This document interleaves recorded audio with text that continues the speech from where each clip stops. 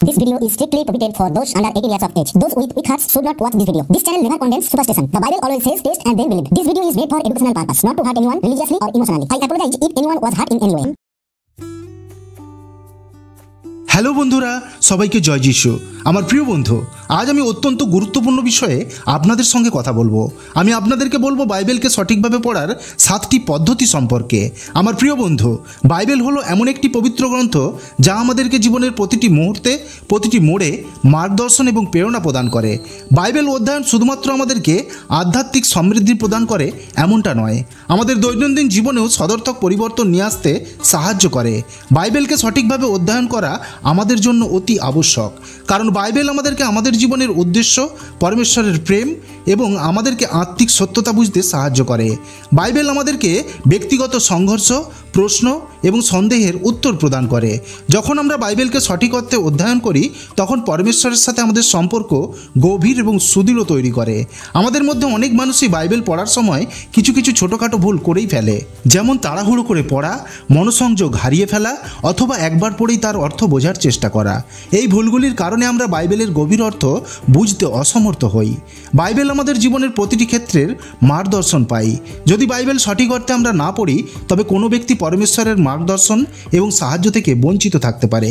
Bible সঠিকভাবে অধ্যয়ন না করার কারণে কোনো ব্যক্তির ধর্ম এবং বিশ্বাস দুর্বল হয়ে যেতে পারে। সেই ব্যক্তি পরমেশ্বরের উপরে আস্থা দুর্বল হয়ে যেতে পারে। সেই ব্যক্তি পরমেশ্বরের আশীর্বাদ থেকে বঞ্চিত হয়ে যেতে পারে। তাই বাইবেলকে সঠিকভাবে অধ্যয়ন করার 7টি পদ্ধতি আমি আপনাদের সঙ্গে আজকে আলোচনা করব, যা আমাদেরকে বাইবেলের গভীর অর্থ বুঝতে সাহায্য করবে এবং তার সন্দেশগুলি আমাদের জীবনের প্রয়োগ করতে সাহায্য করবে। আমি সৌরভ, আপনারা আছেন A to Z 007 learner speech চ্যানেলের সাথে। আজকের ভিডিওতে আপনাদের প্রত্যেককে স্বাগত। আমার প্রিয় বন্ধু, বাইবেল কোনো সাধারণ গ্রন্থ নয়। বাইবেল হলো একটি দৈব গ্রন্থ যা আমাদেরকে জীবনযাপনের সঠিক পথ প্রদর্শন করে, যেখানে জীবনের প্রতিটি পদক্ষেপের জন্য মার্গদর্শনের উল্লেখ রয়েছে।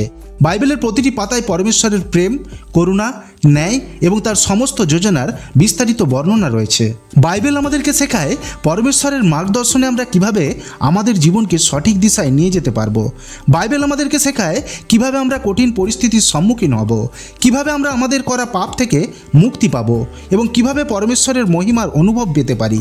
আমার প্রিয় বন্ধু, আমি যে 7টি পদ্ধতির কথা আপনাদের সঙ্গে আলোচনা করব, এই পদ্ধতিগুলি আপনারা প্রয়োগ করে যে শুধুমাত্র বাইবেলের গভীর অর্থ বুঝতে পারবেন তা নয়, বরং আপনারা আপনাদের দৈনন্দিন জীবনেও এর প্রয়োগ করতে পারবেন, যার ফলস্বরূপ আপনার জীবন অধিক আনন্দময়, সার্থক এবং পরমেশ্বরের প্রতি সমর্পিত হয়ে যাবে। তাই আমার প্রিয় বন্ধু, এই ভিডিওটি আপনারা অবশ্যই সম্পূর্ণ দেখবেন। তো চলুন বন্ধুরা, দেখা যাক সঠিক পদ্ধতিতে বাইবেল পড়ার 7টি পদ্ধতি সম্পর্কে। প্রথম পদ্ধতিটি হলো বাইবেল পড়ার পূর্বে এবং বাইবেল পড়ার পর প্রার্থনা অবশ্যই করবেন। বাইবেল পড়ার পূর্বে প্রার্থনা করলে আমাদের মন শান্ত হয়ে যায়, যার ফলে বাইবেলের সঠিক অর্থ অধিক স্পষ্টতার সাথে আমরা বুঝতে পারি। বাইবেল পাঠের পূর্বে প্রার্থনা করুন, প্রভু আমাকে বাইবেলের গভীর অর্থ বোঝার জ্ঞান প্রদান করুন। আপনার ইচ্ছে এবং আপনার সন্তুষ্টি আমাকে সম্পূর্ণরূপে বুঝতে সাহায্য করুন। প্রার্থনার কারণে আমরা পরমেশ্বরের মার্গদর্শন এবং সামর্থ্য প্রাপ্ত হই, যার কারণে বাইবেলের অধ্যয়ন অধিক প্রভাবশালী এবং সার্থক হয়। ঠিক এইভাবেই বাইবেল পড়ার পরেও আমাদেরকে প্রার্থনা করতে হবে।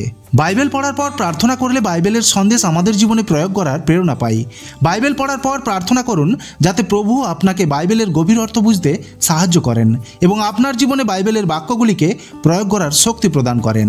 বাইবেল পড়ার পর প্রার্থনা করলে পরমেশ্বরের সাথে আমাদের সম্পর্ক আরও গভীর এবং সুদৃঢ় তৈরি হয়, যার কারণে আমাদের জীবনের প্রতিটি পদক্ষেপে পরমেশ্বরের মার্গদর্শন পাই। চলুন আমরা দ্বিতীয় বিষয়টি দেখে নিই। দ্বিতীয় পদ্ধতিটি হলো হাঁটু গেড়ে বসে বাইবেল পাঠ করা।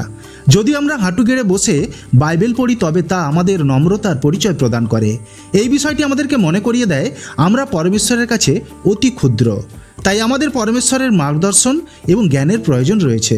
নম্রতা বাইবেলের গভীর অর্থ বুঝতে এবং আমাদের জীবনে তা প্রয়োগ করতে সাহায্য করে। যখন আমরা হাঁটু গেড়ে বসে বাইবেল পড়ি, তখন আমাদের পরমেশ্বরের উপরে সম্মানকে প্রদর্শন করি। এই বিষয়টি বাইবেল পাঠকে অধিক পবিত্র এবং সার্থক করে তোলে, যার কারণে আমাদের পরমেশ্বরের উপরে নিষ্ঠা এবং সমর্পণ ব্যক্ত করে। সম্মানপূর্বক বাইবেল পাঠে আমাদের মন এবং আত্মা পরমেশ্বরের প্রতি সমর্পিত থাকে। তাই আপনি যখন বাইবেল পড়বেন, তখন হাঁটু গেড়ে বসে তবেই বাইবেল পড়বেন। এবারে দেখা যাক তৃতীয় পদ্ধতিটির বিষয়। তৃতীয় পদ্ধতিটি হলো সকালে নতুন নিয়ম এবং রাত্রিতে পুরাতন নিয়ম পাঠ করা। আমার প্রিয় বন্ধু, সকাল হলো শান্তি এবং সতেজতার সময়।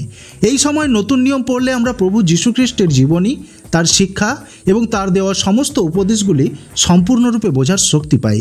নতুন নিয়ম দয়া, প্রেম, করুণা এবং তার দৈব অনুভূতি দেয়। সকাল সকাল নতুন নিয়ম পাঠ করলে আমাদের মন এবং আত্মা সদর্থক চিন্তাতে পরিপূর্ণ হয়ে ওঠে।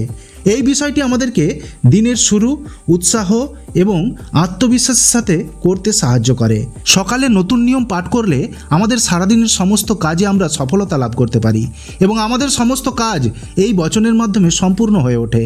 ঠিক এইভাবেই রাত্রিতে পুরাতন নিয়ম পড়া অধিক গুরুত্বপূর্ণ, কারণ রাত্রিকালে আত্মিক চিন্তন এবং মননের প্রয়োজন হয়ে থাকে।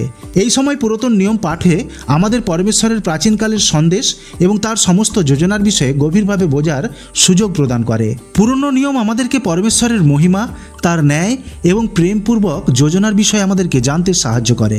রাত্রিতে পুরনো নিয়ম পাঠ করলে আমরা সারাদিনের অনুভবগুলিকে পরমেশ্বরের দৃষ্টিকোণ দিয়ে বোঝার শক্তি পাই। এই পদ্ধতি সারাদিনের সমাপ্তির পরে পরমেশ্বরের প্রতি কৃতজ্ঞতা প্রকাশ করতে সাহায্য করে। এই পদ্ধতিটি রাত্রিতে আমাদেরকে সমস্ত রকম মন্দ আত্মার প্রকোপ থেকে রক্ষা করে এবং আমাদেরকে সুরক্ষার অনুভূতি প্রদান করে। এবারে আমরা দেখব চতুর্থ পদ্ধতিটির বিষয়ে। চতুর্থ পদ্ধতিটি হলো ধীরে ধীরে প্রত্যেকটি শব্দের উপর মনোযোগ নিবেশ করে বাইবেল পাঠ করা। বাইবেল একটি গভীর অর্থযুক্ত সমৃদ্ধশালী গ্রন্থ। বাইবেল পড়ার সময় আমাদের তাড়াহুড়ো করা উচিত নয়। ধীরে ধীরে বাইবেল পাঠ করলে বাইবেলের প্রত্যেকটি শব্দ এবং তার শিক্ষার মধ্যে আমরা লীন হয়ে যেতে পারি। বাইবেলের প্রত্যেকটি শব্দের মধ্যে গভীর অর্থ লুকিয়ে রয়েছে। যখন আমরা প্রত্যেকটি শব্দের উপর মনোযোগ দিই তখন আমরা বাইবেলের প্রত্যেকটি সন্দেশের সঠিক অর্থ বোঝার সুযোগ পাই, যার কারণে বাইবেলের সন্দেশগুলি আমাদের জীবনে প্রয়োগ করার সুযোগ পাই। প্রত্যেকটি শব্দের উপর মনোযোগ দেওয়ার কারণে আমাদের অধ্যয়ন অধিক সার্থক এবং প্রভাবশালী হয়ে ওঠে। বাইবেল পড়ার পর কিছুক্ষণ সময়ের জন্য মনন করুন। যা কিছু আপনি পড়েছেন তার উপরে বিচার করুন এবং সেই বিষয়গুলি আপনার জীবনে কিভাবে প্রয়োগ করতে পারবেন সেই বিষয়ে মনোনিবেশ করুন। মনন করার কারণে বাইবেলের সঠিক অর্থ বুঝতে পারা এবং নিজের জীবনে প্রয়োগ করার বিষয়ে সাহায্য হয়। এবারে আমরা দেখব পঞ্চম পদ্ধতিটির বিষয়ে। পঞ্চম পদ্ধতিটি হলো নিয়মিতভাবে বাইবেল পাঠ করা। নিয়মিতভাবে বাইবেল পাঠ করলে আমরা বাইবেলের অর্থকে গভীরভাবে বুঝতে পারি এবং আমাদের জীবনে তার প্রয়োগ করতে পারি।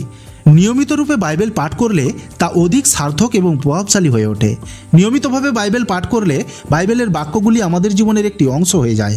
বাইবেল পাঠ করার জন্য একটি নির্ধারিত সময় নিশ্চিত করুন, যার কারণে বাইবেল পাঠের একটি অভ্যাস তৈরি হয়ে ওঠে এবং আপনাদের জীবনে একটি অংশ হয়ে ওঠে।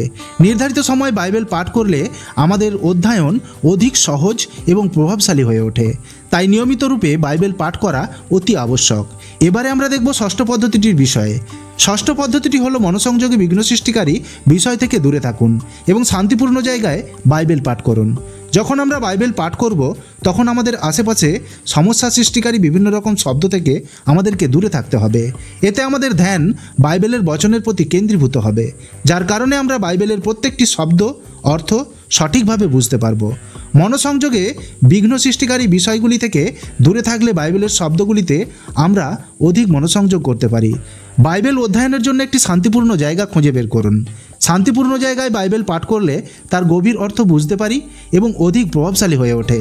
শান্ত জায়গায় বাইবেল পাঠ করলে আমাদের মন এবং আত্মা বাইবেলের বাক্যের সাথে লীন হয়ে যায়। তাই আপনি যখনই বাইবেল পাঠ করবেন অবশ্যই শান্ত জায়গায় বাইবেল পাঠ করুন। এবারে আমরা দেখব সপ্তম পদ্ধতিটির বিষয়ে। অন্তিম এবং সপ্তম পদ্ধতিটি হলো একত্রিত হয়ে বাইবেল পাঠ করা। বাইবেল পাঠ একা করার সাথে সাথে একত্রিত হয়ে একাধিক ব্যক্তির সাথে বসে বাইবেল পাঠ করলে তা অধিক প্রভাবশালী হয়ে ওঠে। একাধিক ব্যক্তি একত্রিত হয়ে বাইবেল পাঠ করলে বাইবেলের বিভিন্ন দৃষ্টিকোণ এবং বিচারগুলিকে বোঝার অতিরিক্ত সামর্থ্য লাভ হয়, যার কারণে আপনার বোঝার শক্তি আরও বেশি বেড়ে যায়। আপনি চার্চে বা অন্য কোনো এমন জায়গায় যুক্ত হন যেখানে একত্রিত হয়ে বাইবেল পাঠ করা হয়। সেই স্থানে প্রত্যেক ব্যক্তি নিজের নিজের বোঝার শক্তি থেকে বাইবেলের অর্থ তুলে ধরে, যেই কারণে আপনি বাইবেলের গভীর অর্থ আরও অধিক স্পষ্টতার সাথে বোঝার ক্ষমতা অর্জন করতে পারেন। মনে করুন আপনি বাইবেল বাড়িতে বসে পড়ে যেই অর্থ অধ্যয়ন করলেন, একত্রিত সভায় যখন অন্য কোনো ব্যক্তি সেই বচনটি সম্পর্কে তার অভিজ্ঞতা আপনি যখন শুনলেন, তখন সেই বচনটিকে আরও গভীরভাবে বোঝার সামর্থ্য ও শক্তি আপনি লাভ করলেন। যদি সম্ভব হয় একত্রিত সভায় সপ্তাহে অন্ততপক্ষে একদিন অবশ্যই বাইবেল পাঠে অংশগ্রহণ করুন। আমার প্রিয় বন্ধু, এই ছিল 7টি পদ্ধতিতে বাইবেলকে সঠিকভাবে অধ্যয়ন করার বিষয়ে কিছু অভিজ্ঞতা। যদি আপনি এই নিয়মগুলি পালন করেন তবে বাইবেলের গভীর অর্থ অবশ্যই আপনি বুঝতে পারবেন এবং ঈশ্বর বাইবেলের বাক্যের মাধ্যমে আপনার সাথে কথা বলবেন। বাইবেল শুধুমাত্র কিছু শব্দের সমাহার নয়, বাইবেলের বাক্যগুলি আমাদের জীবনী শক্তি। তাই বাইবেলের গভীর অর্থ আপনি যদি বুঝতে পারেন তবে আপনি জীবনী শক্তি লাভ করবেন। আমার প্রিয় বন্ধু, আজকের জন্য এতটুকুই। দেখা হবে পরের ভিডিওতে। যদি এই ভিডিও থেকে আপনার এতটুকুও লাভ হয়ে থাকে তবে লাইক, শেয়ার, কমেন্ট করতে ভুলবেন না। Be positive and think positive. নিজে ভালো থাকুন এবং অন্যকে ভালো রাখুন। আমেন।